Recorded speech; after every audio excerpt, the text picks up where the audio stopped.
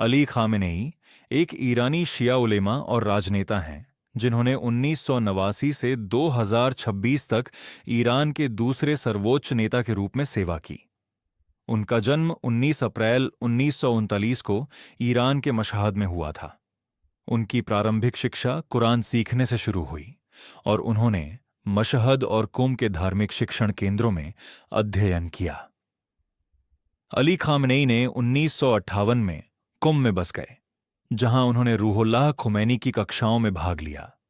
वे Shah Mohammad Reza Pahlavi के शासन के विरुद्ध विरोध में शामिल हुए और 6 बार गिरफ्तार हुए और 3 वर्षों के लिए निर्वासित किए गए। 1981 में अली खामेनेई को ईरान का राष्ट्रपति चुना गया और उन्होंने 2 बार 1981 से 1989 यह पद संभाला। 1989 में आयतुल्लाह खुमैनी के निधन के बाद उन्हें ईरान का सर्वोच्च नेता नियुक्त किया गया। अली खामेनेई एक विद्वान लेखक, कवि और अनुवादक भी हैं। उन्होंने कुरान की तफसीर, इस्लामी संस्कृति और पश्चिमी षड्यंत्रों पर गहन लेखन किया है। आगे के प्रश्न: अली खामेनेई के राजनीतिक विचार क्या हैं?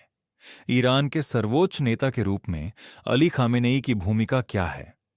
अली खामेनेई के उत्तराधिकारी कौन हो सकते हैं?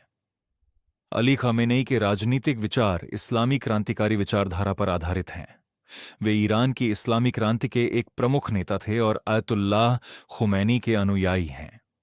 उनके प्रमुख राजनीतिक विचारों में शामिल हैं वलायत-ए-फ़क़ीह। वे इस्लामी शासन की अवधारणा में विश्वास करते हैं, जिसमें एक सर्वोच्च नेता फ़क़ीह को ईरान का नेतृत्व करना चाहिए। इस्लामी क्रांति का निरंतरता। वे इस्लामी क्रांति को एक निरंतर प्रक्रिया मानते हैं और इसके मूल्यों को बढ़ावा देने के लिए काम करते हैं। अमेरिका और झायोनीवाद विरोध। वे अमेरिका और झायोनीवाद के खिलाफ हैं और ईरान की स्वतंत्रता और प्रभुसत्ता की रक्षा के लिए दृढ़ हैं। इस्लामी एकता। वे मुस्लिम देशों के बीच एकता और सहयोग की आवश्यकता पर जोर देते हैं। ये उनके कुछ प्रमुख राजनीतिक विचार हैं। क्या आप और जानना चाहते हैं? ईरान के सर्वोच्च नेता आयतुल्लाह अली खामेनेई हैं, जो ईरान में सत्ता के सर्वेसर्वा हैं। उनकी भूमिका बहुत महत्वपूर्ण है और उनके पास व्यापक अधिकार हैं। आइए जानते हैं कि उनकी भूमिका क्या है। सशस्त्र बलों के commander in chief. Way Iran की सशस्त्र बलों के सर्वोच्च कमांडर हैं और युद्ध और शांति की घोषणा करने का अधिकार रखते हैं। न्यायपालिका और मीडिया पर नियंत्रण। वे न्यायपालिका के प्रमुख, सैन्य प्रमुखों और राज्य मीडिया के निदेशकों की नियुक्ति करते हैं। विदेशी नीति और परमाणु रणनीति।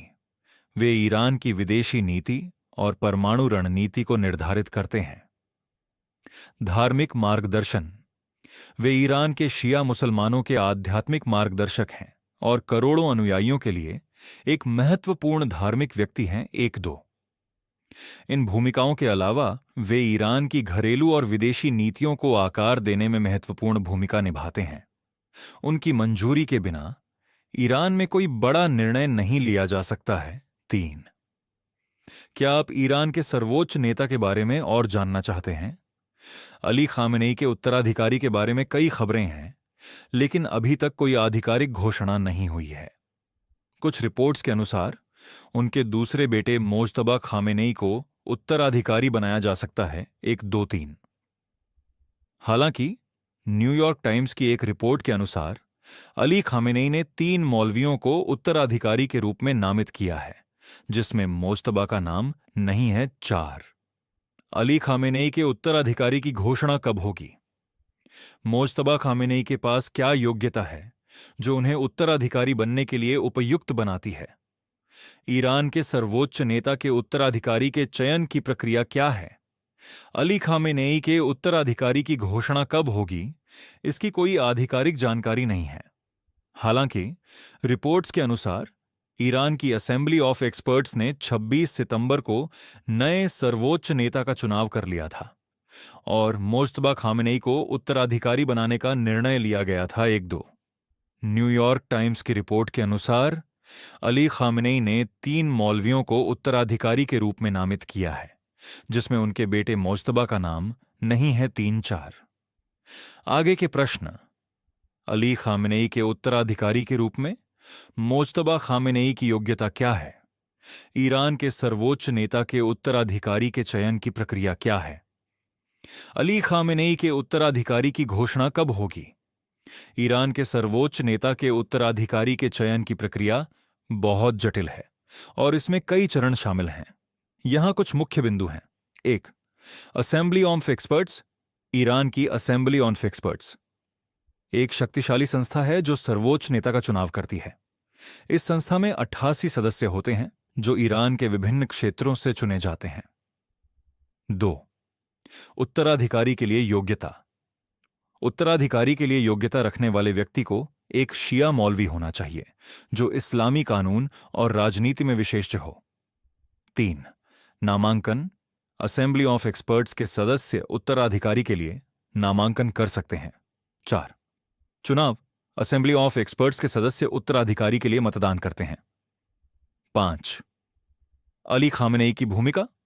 अली खामेनेई ने 3 मौलवियों को उत्तराधिकारी के रूप में नामित किया है जिसमें उनके बेटे मोज्तबा का नाम नहीं है। 6. अंतिम निर्णय। असेंबली ऑफ एक्सपर्ट्स का निर्णय अंतिम होता है और ईरान का नया सर्वोच्च नेता चुन लिया जाता है।